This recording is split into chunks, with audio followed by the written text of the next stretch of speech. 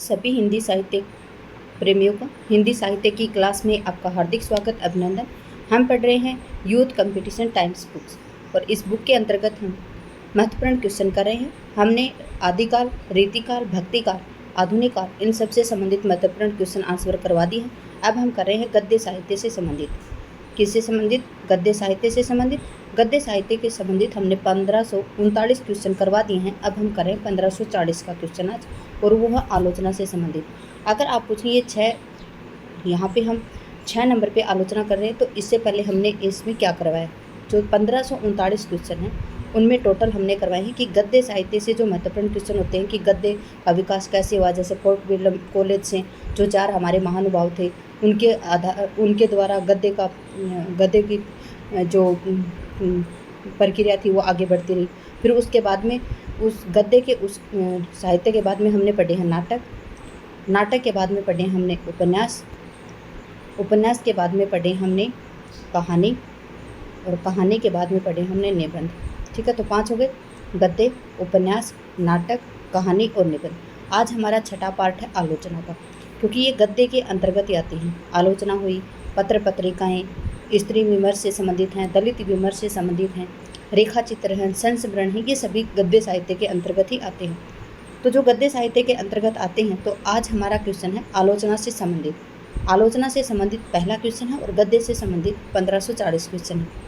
निम्नलिखित समीक्षकों में से एक मार्क्सवादी समीक्षक है। यहाँ पे समीक्षक दिए गए हैं क्योंकि आलोचना कौन करेंगे? जो समीक्षक होंगे वही होंगे। आलोचना मतलब क्या होती है? किसी के जो लिखा गया है और उसकी आलोचना की गई है। किसी व्यक्ति के ऊपर आलोचना, किसी रचना के ऊपर आलोचना, इस प्रकार से। तो आलोचना क्या होती है कि कोई आलोचन जो समीक्षक होता है वही आलोचना कर सकता है। ठीक है, तो निम्नलिखित जो समीक्षक दिए गए हैं उनमें से एक मार्क्सवादी समीक्षक है, वो कौन से हैं? रामचंद्र शुक्ल, नंद दुलारे वाजपेयी, रामविलास शर्मा, हजारी प्रसाद द्विवेदी। तो देखिए, जो मार्क्सवादी समीक्षक होंगे ये वो कौन होंगे? रामविलास शर्मा जी होंगे। कौन होंगे? रामविलास शर्मा जी। देखिए यहाँ पे दी गई हैं रामविलास शर्मा जी की महत्वपूर्ण जो आलोचना है वो। रामविलास शर्मा एक मार्क्सवादी समीक्षक हैं। इनकी प्रमुख आलोचनात्मक कृतियाँ कौन सी हैं? प्रेमचंद सन 1941 का है, भारतेंदु युग जो 1943 का है, निराला 1946, प्रगति और परंपरा 1949, साहित्य और संस्कृति भी इनका 1949 का है, प्रेमचंद और उनका युग 1952 का है। देखिए, प्रेमचंद 1941 का है, उसके 11 साल बाद प्रेमचंद और उनका युग 1952 का है। ठीक है, 41 के बाद में 52। फिर आचार्य रामचंद्र शुक्ल और हिंदी आलोचना, ये है सन 1955। ठीक है, क्या है कि रामचंद्र शुक्ल और हिंदी आलोचना ये सन 1955 का है इनका। ठीक है, अगला क्वेश्चन है, निम्नलिखित में से नंद दुलारे वाजपेयी के संबंध में सही बताना आपको कि सही कौन सा। देखिए यहाँ पे ये विकल्प दिए गए हैं। नंद दुलारे वाजपेयी ने प्रसाद, पंत और निराला को छायावाद की वृहद त्रय के रूप में प्रतिष्ठित किया है। तो ये बात तो बिल्कुल ठीक है, क्योंकि नंद दुलारे वाजपेयी जी ने प्रसाद, पंत और निराला इन तीनों को छायावादी की वृहद त्रय में रखा। प्रसाद जी को क्या कहा जाता है? ब्रह्मा। याद होगा आपको, छायावाद के ये प्रवर्तक हैं और इन्हें प्रसाद जी को ब्रह्मा कहा जाता है, सुमित्रा नंदन पंत जी को विष्णु कहा जाता है और निराला जी को महेश कहा जाता है। और एक जो यहाँ पे ये तो है वृहद त्रय, इसके अंतर्गत एक लघु त्रय भी बनती है। लघु त्रय में होते हैं वर्म, जिन्हें वर्मा त्रय भी कहा जाता है। इन बातों को आप याद रखेंगे, क्योंकि पीछे भी मैंने आपको जब छायावाद करवाया था तो उसमें करवा दिए थे। तो वर्मा त्रय के अंतर्गत या फिर लघु त्रय के अंतर्गत आते हैं रामकुमार वर्मा, तीनों के आगे वर्मा है, रामकुमार वर्मा और भगवते चरण वर्मा और महादेवी वर्मा। महादेवी वर्मा भी जो 4 स्तंभ हैं उनमें आते हैं प्रसाद, पंत और निराला और महादेवी। ये छायावाद के 4 स्तंभ हैं ये। ठीक है, तो महादेवी वर्मा है, उनको दुर्गा या शक्ति कहा जाता है, प्रसाद जी को ब्रह्मा कहा जाता है, पंत जी को विष्णु कहा जाता है और निराला जी को महेश कहा जाता है। ठीक है, तो ये कथन बिल्कुल ठीक है। नंद दुलारे वाजपेयी ने रामचंद्र शुक्ल की लोक मंगलपरक आलोचना दृष्टि का समर्थन किया। ये गलत है, ये नहीं आएगा, क्योंकि नंद दुलारे वाजपेयी हैं, इन्होंने जो रामचंद्र शुक्ल की जो लोक मंगल आलोचना की दृष्टि है उसका उन्होंने समर्थन नहीं किया है। नंद दुलारे वाजपेयी छायावादी व स्वच्छंदतावादी आलोचक थे। तो ये बात बिल्कुल ठीक है, क्योंकि नंद दुलारे वाजपेयी क्या थे? छायावादी थे और स्वच्छंदतावादी आलोचक थे। अगला क्या है? नंद दुलारे वाजपेयी छायावाद के रागात्मक प्रभाव से अप्रभावित थे। ये गलत है, क्योंकि जो नंद दुलारे वाजपेयी हैं वो छाया की छायावाद का जो रागात्मक प्रभाव है उससे प्रभावित थे, वो अप्रभावित आया है यहाँ पे, यही यहाँ पे आपका गलत होगा। तो एक और जो 3 ऑप्शन है वो बिल्कुल ठीक है, और 1 और 3 ऑप्शन आपके बी ऑप्शन में है, और बी ही बिल्कुल यहाँ पे ठीक है। नंद दुलारे वाजपेयी के संबंध में सही कथन है कि नंद दुलारे वाजपेयी ने प्रसाद, पंत, निराला को छायावादी गृहीत तेरी के रूप में प्रतिष्ठित किया है। नंद दुलारे वाजपेयी छायावादी अथवा स्वच्छंदतावादी आलोचक माने जाते हैं। ठीक है, माने क्या जाते हैं ही वो। अगला क्वेश्चन है, मैं साहित्य को मनुष्य की दृष्टि से देखने का पक्षपाती हूँ। क्या है कि मैं साहित्य को मनुष्य की दृष्टि से देखने का पक्षपाती हूँ, जो वाकजाल मनुष्य को दुर्गति, हीनता और परम मुखो अपेक्षिता से न बचा सका, जो उसकी आत्मा को तेजोतित न बना सका, जो उसके हृदय को पर दुखातर और संवेदनशील न बना सका, उसे साहित्य कहने में मुझे संकोच होता है। यह कथन किसका है? तो ये हजारी प्रसाद द्विवेदी जी का कथन है। इस कथन को समझेंगे। हजारी प्रसाद द्विवेदी जी कहते हैं कि मैं साहित्य को मनुष्य की दृष्टि से देखने का पक्षपाती हूँ, कि मैं साहित्य उसको किस दृष्टि से देखूँ? मनुष्य की दृष्टि से देखूँ, क्योंकि मनुष्य के हित में होना चाहिए साहित्य।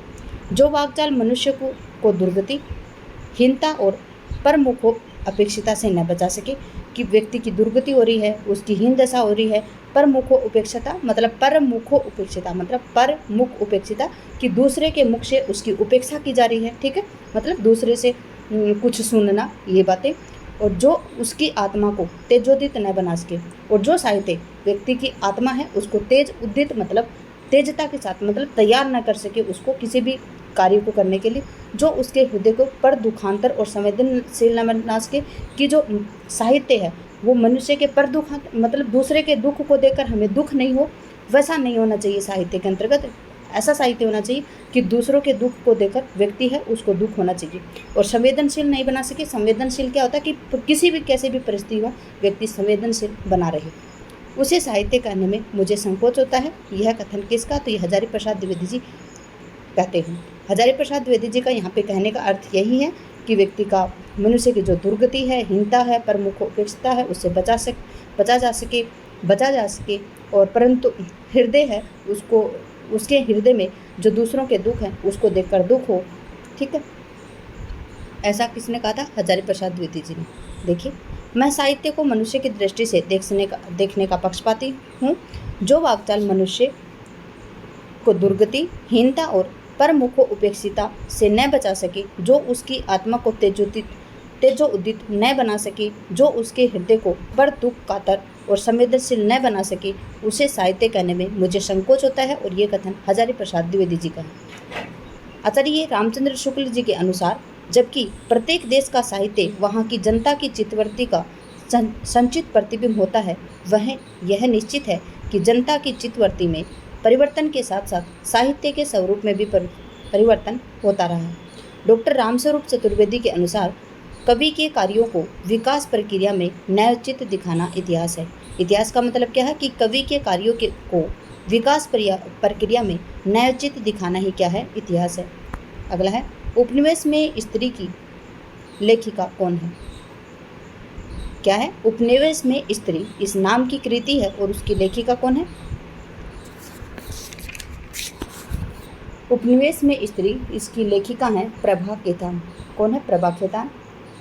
उपनिवेश में स्त्री और अल्बेयर कामू वह पहला आदमी, प्रभा खेतान की आलोचनात्मक कृतियाँ हैं। कौन सा है? उपनिवेश में स्त्री एवं अल्बेयर कामू वह पहला आदमी, प्रभा खेतान जी की आलोचनात्मक कृति है। औरत के लिए और औरत नासिरा शर्मा जी की कृति है। औरत के लिए औरत है, किसकी कृति है? तो नासिरा शर्मा जी की है।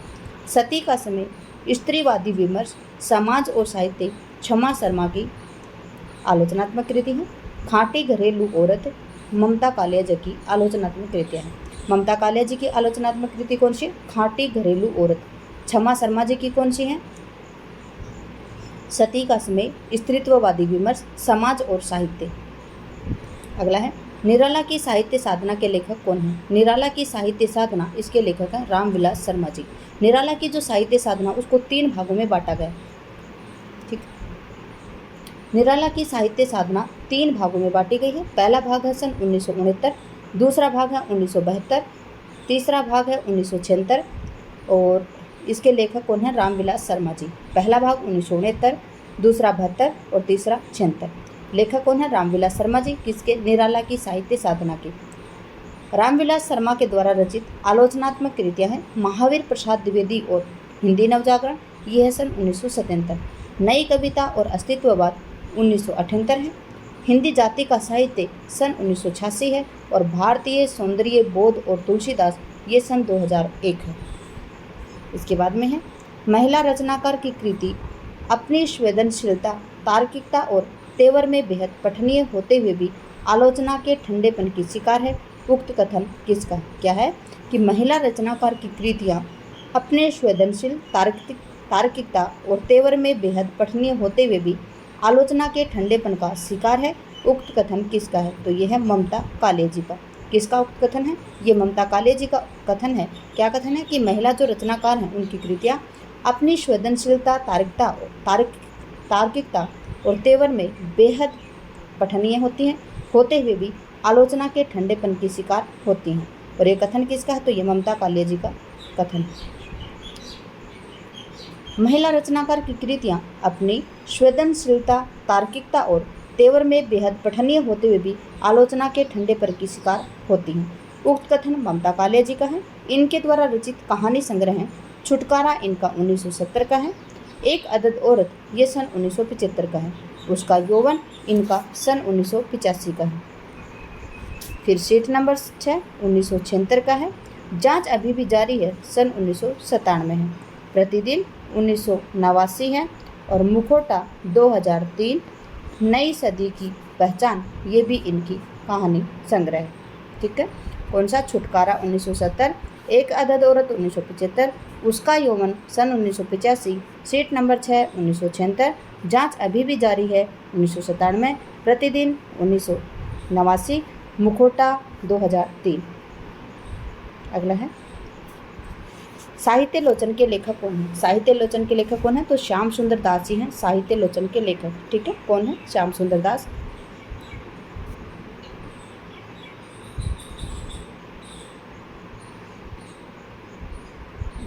साहित्य लोचन के लेखक श्याम सुंदर दास जी हैं। इनके द्वारा रचित अन्य आलोचनात्मक रचनाएं हैं भाषा विज्ञान है सन 1923 ईस्वी का। हिंदी भाषा का विकास है सन 1924। हिंदी भाषा और साहित्य सन 1930। रूपक रहस्य सन 1931 और भाषा रहस्य सन 1935। किसका बताया ये? जो श्याम सुंदर दास हैं, इनके आलोचनात्मक रचनाएं हैं भाषा विज्ञान सन 1923, हिंदी भाषा का विकास 1924, हिंदी भाषा और साहित्य 1930, रूपक रहस्य सन 1931 और भाषा रहस्य सन 1935। यहाँ पे हैं निर्मला जैन की कृति कथा समय में 3 हमसफ़र। कौन है वो 3 हमसफ़र? निर्मला जैन की कृति है कि कथा समय में 3 हमसफ़र, और वो 3 हमसफ़र कौन है? तो हैं कृष्णा सोबती, मन्नू भंडारी और उषा प्रियंवदा जी। कौन है? कृष्णा, मन्नू और उषा जी। ठीक है। तो ऑप्शन ए आपका बिल्कुल ठीक है। कथा समय में जो 3 हमसफ़र हैं उन हमसफ़रों में है कृष्णा सोबती जी, मन्नू भंडारी जी और उषा प्रियंवदा। निर्मला जैन की कृति कथा समय में 3 हमसफ़र, इसमें 3 हमसफ़र कौन है? कृष्णा सोबती हैं, मन्नू भंडारी हैं और उषा प्रियंवदा जी हैं। ठीक है। इनकी अन्य आलोचनात्मक कृतियाँ हैं आधुनिक हिंदी काव्य में रूप विधाएं, रस सिद्धांत और सौंदर्य शास्त्र, हिंदी आलोचना की 20वीं सदी। किसकी हैं ये? निर्मला जैन जी की आलोचनात्मक कृतियाँ हैं आधुनिक हिंदी काव्य में रूप विधान, रस सिद्धांत और सौंदर्य शास्त्र और हिंदी आलोचना की 20वीं शताब्दी। अगला क्वेश्चन है मिश्र बंधुओं द्वारा हिंदी नवरत्न इनमें से किस कवि को स्थान नहीं मिला है? मिश्र बंधुओं ने जो हिंदी नवरत्न बताए हैं, हिंदी नवरत्न नाम से इनकी एक कृति है सन 1910 की, और इसमें हिंदी के इन्होंने 9 रत्न बताए हैं। ठीक है। अगर आपसे पूछा जाए कि टोटल इसमें कितने कवि हैं, तो 9 की जगह यहाँ पे 11 कवि होते हैं। ठीक है। कौन होते हैं? सॉरी 11 नहीं, 10 कवि होते हैं। 1910 है और इसमें हिंदी नवरत्न है। इसमें टोटल अगर कवि पूछे तो 10 हैं, अगर वैसे पूछा जाए तो इसमें 9 कवि ही बताए जाते हैं। ठीक है। तो इसमें कौन शामिल नहीं है? तो इसमें शामिल नहीं है वो है मलिक मोहम्मद जायसी जी। कौन है? मलिक मोहम्मद जायसी नहीं है। देखिए, मिस्र बंधुओं के द्वारा लिखित जो हिंदी नवरत्न है वो सन 1910 का है। मलिक मोहम्मद जायसी जी को इसमें स्थान नहीं मिला है।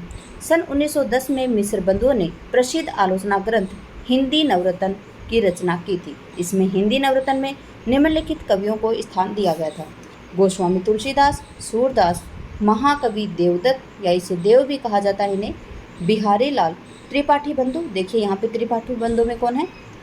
भूषण और मतीराम। ठीक है, तो यहाँ पे देखिए ये दो कवि हैं एक ही साथ। महाकवि केशवदास, कबीरदास, महाकवि चंद्रबरदाई और भारतेंदु हरिश्चंद्र। देखिए अगर टोटल कवि पूछा जाए आपसे तो 10 हैं, और वैसे नवरत्न बताए जाते हैं इसमें। त्रिपाठी बंधु एक साथ ले लिए हैं यहाँ पे, भूषण और मतीराम। त्रिपाठी बंधुओं में अगर आपसे पूछा जाए कि मतीराम, त्रिपाठी बंधुओं में कौन कौन है, तो भूषण और मतीराम जी हैं। हिंदी नवरत्न में मिस्र बंधुओं ने सर्वप्रथम देव बड़े की बिहारी विवाद को प्रारंभ किया। इन्होंने देव को श्रेष्ठ बताते हुए तुलसी और सूर के समकक्ष स्थान इनका माना है। किसने? बिहारी और देव में किसको बड़ा बताया इन्होंने? मिस्र बंधु में इन्होंने देव को श्रेष्ठ बताया। कामायनी एक पुनर्विचार कृति का प्रकाशन किस वर्ष हुआ था? आपसे पूछा जा रहा है कि कामायनी एक पुनर्विचार कृति का प्रकाशन किस वर्ष हुआ था? तो ये हुआ था सन 1961 को। कब हुआ था? सन 1961 को। देखिए, कामायनी एक पुनर्विचार कृति का प्रकाशन सन 1961 को हुआ था। कामायनी एक पुनर्विचार आलोचनात्मक कृति के रचनाकार गजानन माधव मुक्तिबोध है। अगर पूछा जाए आपसे गजानन माधव मुक्तिबोध का जन्म, तो ये सन 1917 आएगा। ठीक है, मुक्तिबोध की प्रमुख जो आलोचनात्मक कृतियाँ हैं वो इस प्रकार से हैं: नई कविता का आत्मसंघर्ष और अन्य निबंध, ये सन 1964, तथा नए साहित्य का सौंदर्य शास्त्र, ये सन 1971। अगला है समीक्षा की समस्याएं, एक साहित्य की डायरी, कला का तीसरा क्षण, कलाकार की व्यक्तिगत ईमानदारी, मुक्तिबोध जी की प्रमुख रचनाएं रही हैं। कौन कौन सी? समीक्षा की समस्याएं, एक साहित्य की डायरी, कला का तीसरा क्षण, कलाकार की व्यक्तिगत ईमानदारी, मुक्तिबोध जी की प्रमुख रचनाएं रही हैं। देखिए अगला क्वेश्चन है, मुक्तिबोध रचनावली का संपादन किसने किया था? जो मुक्तिबोध रचनावली है उसका संपादन किसने किया था? तो ये किया था नेमिचंद्र जैन जी ने। किसने किया था? नेमिचंद्र जैन जी ने। मुक्तिबोध रचनावली का संपादन नेमिचंद्र जैन जी ने किया था। नेमिचंद्र जैन प्रमुख प्रगतिवादी या मार्क्सवादी आलोचक रहे हैं। नेमिचंद्र जैन हैं वो क्या रहे हैं? प्रगतिवादी या मार्क्सवादी आलोचक रहे हैं। इनकी प्रमुख आलोचनात्मक कृतियाँ हैं वो निम्नलिखित है: अधूरे साक्षात्कार, रंग दर्शन, बदलते परिप्रेक्ष्य, जनांतिक, भारतीय नाट्य परंपरा, रंग परंपरा, रंग कर्म की भाषा, तीसरा पाठ और दृश्य अदृश्य आदि। ठीक है, मुक्तिबोध को गहन अनुभूति और तीव्र इंद्रिय बोध का कवि कहा जाता है। मुक्तिबोध को क्या कहा जाता है? तो मुक्तिबोध को गहन अनुभूति और तीव्र इंद्रिय बोध का कवि इनको कहा जाता है। मुक्तिबोध ने अपनी कविताओं में फैंटेसी का सर्जनात्मक प्रयोग किया था। किसने अपनी कविताओं में फैंटेसी का सर्जनात्मक प्रयोग किया था? तो वो थे मुक्तिबोध। मुक्तिबोध की चर्चित कविता अंधेरे में एक लंबी कविता है। जो मुक्तिबोध जी की कविता है चर्चित, कौन सी? अंधेरे में, ये एक लंबी कविता है। अगला है, निम्नलिखित में से सौष्ठव आलोचक किसको कहा जाता है? क्या क्वेश्चन है कि निम्नलिखित में से जो सौष्ठव आलोचक हैं वो किसे कहा जाता है? तो किसे कहा जाता है? ये कहा जाता है नंद दुलारे वाजपेयी जी को। किसको कहा जाता है? तो नंद दुलारे वाजपेयी जी को सौष्ठव आलोचक कहा जाता है। देखिए, नंद दुलारे वाजपेयी को सौष्ठववादी, स्वच्छंदतावाद और समन्वयवादी आलोचक कहा जाता है। देखिए, आचार्य नंद दुलारे वाजपेयी को सौष्ठववादी, स्वच्छंदतावाद और समन्वयवादी आलोचक भी कहा जाता है। नंद दुलारे वाजपेयी ने सर्वप्रथम छायावाद को मानवीय और सांस्कृतिक प्रेरणा के रूप में व्याख्यायित किया है। क्या किया है? जो नंद दुलारे वाजपेयी हैं इन्होंने सर्वप्रथम जो छायावाद को मानवीय और सांस्कृतिक प्रेरणा के रूप में व्याख्यायित किया है।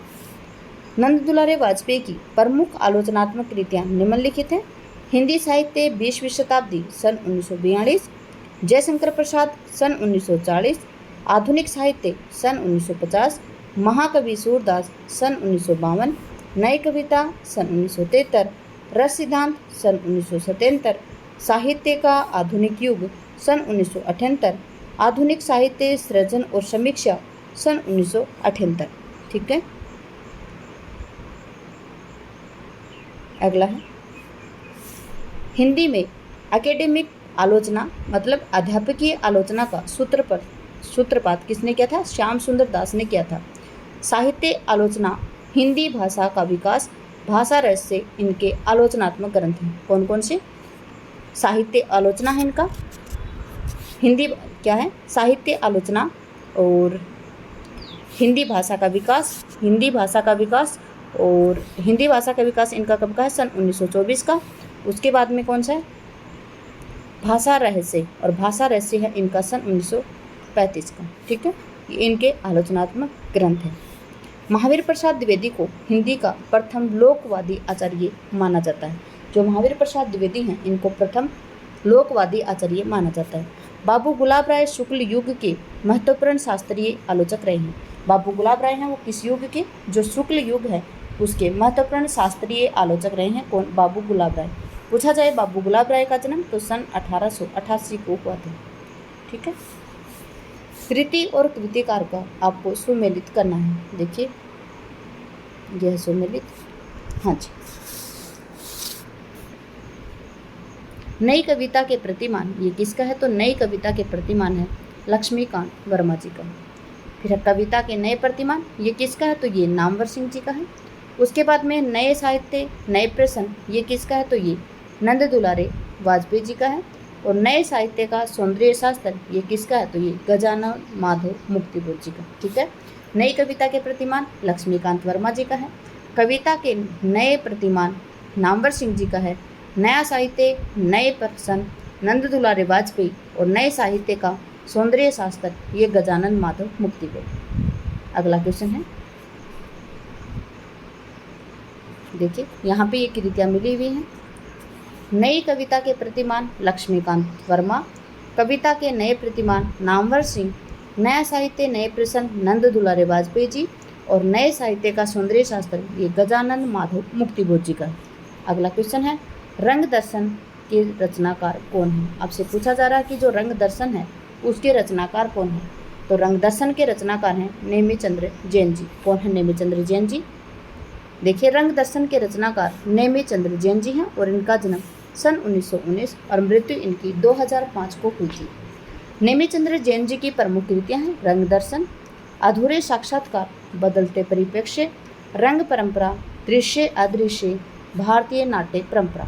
ठीक है, कौन से नेमिचंद्र जैन जी की?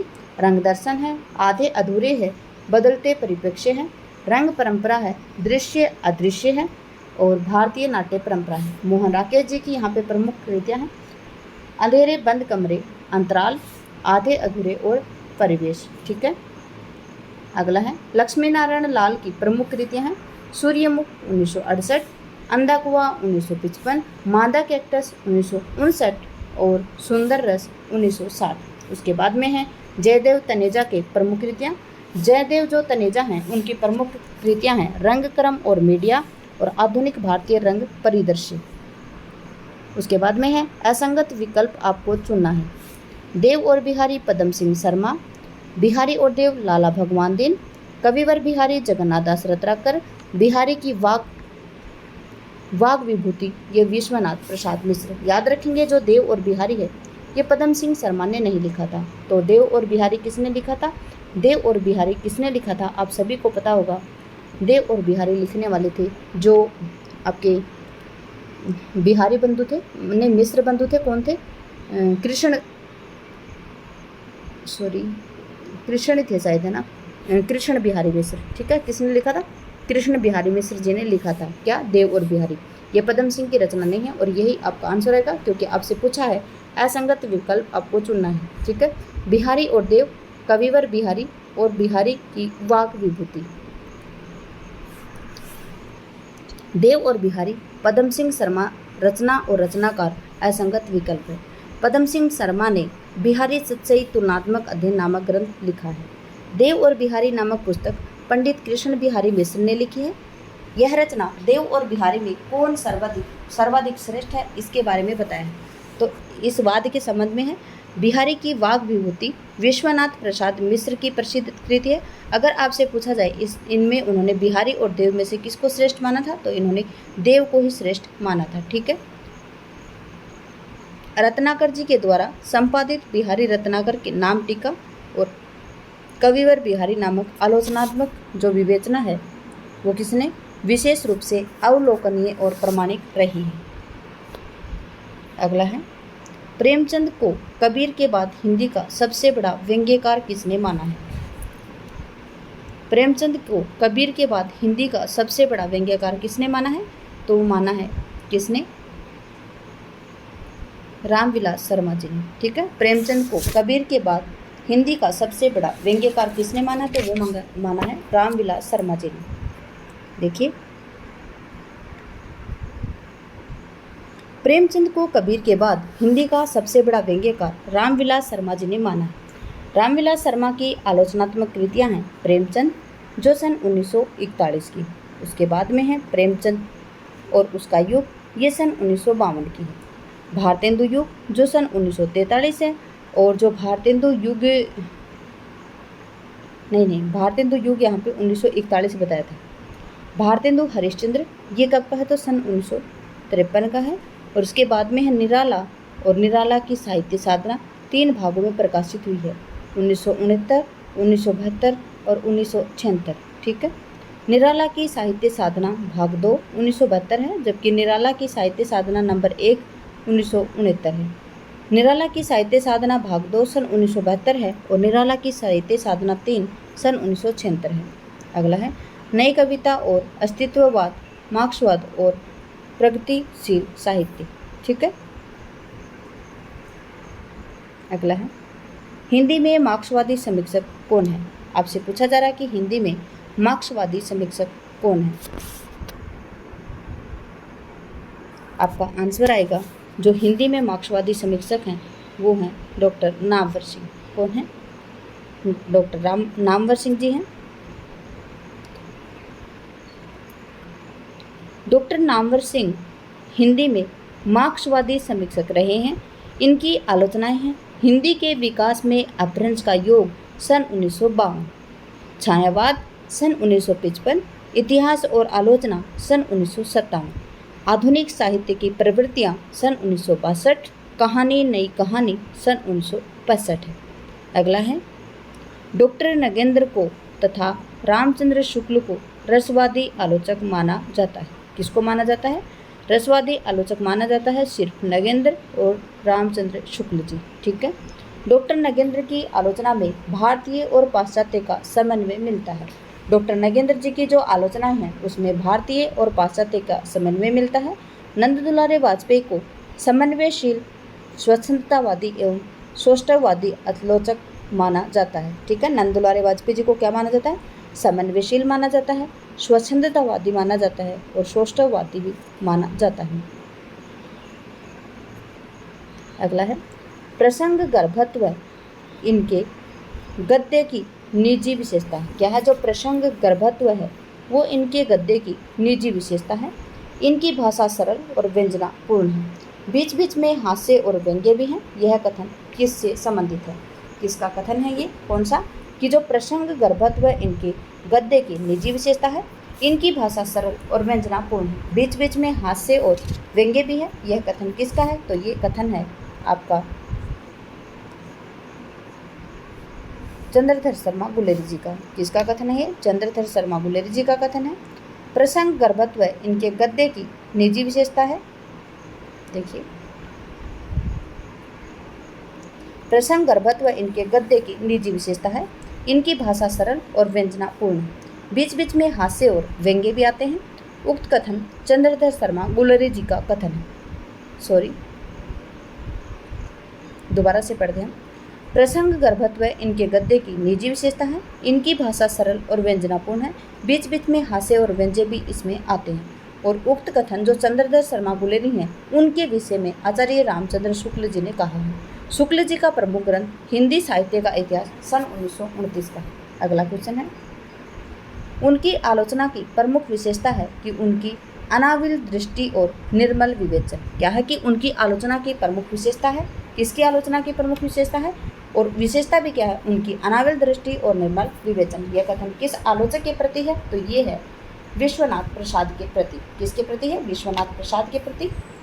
देखिए व्याख्या इसकी, उनकी आलोचना की प्रमुख विशेषता है उनकी अनाविल दृष्टि और निर्मल विवेचन। यह कथन आलोचक विश्वनाथ प्रसाद मिश्र के प्रति बच्चन सिंह जी का कथन है। और किसमें कहा था इन्होंने, हिंदी साहित्य का दूसरा स्थान जो सन 1996 का है। ठीक है। क्रांतिकारी कवि निराला, साहित्य का समाजशास्त्र, आलोचना, कई चेहरों के बाद कहानी संग्रह, लहरें और कगार, पांचाली, कुंती, इनका उपन्यास बच्चन जी के प्रमुख उपन्यास रहे हैं। ठीक है। अगला है